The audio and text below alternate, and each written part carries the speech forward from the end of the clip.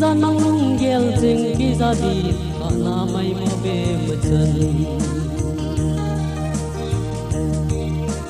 ding thi ka chan to le phe din khi bui je chun bo dam sum dai ding lung mo na ding ka holin chan to ka si lung oi na ding him mang po ding thi ki khan ko ding gel lo bin bol sing dang mo be de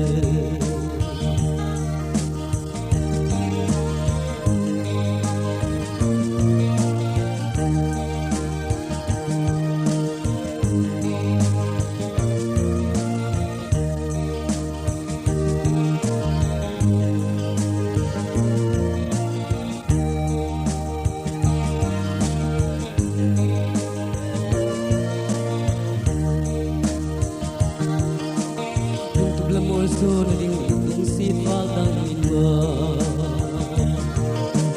lam sung dai ding in thim thu atim le they happy na til pi se hi wi cha hi kisan in lang va present kin mai tan ki ko ading hi bati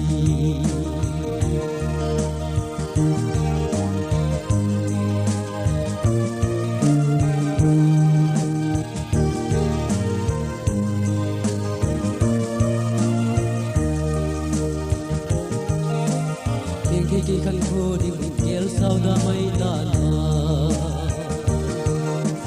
la lung tu sing in al bang in la loi ta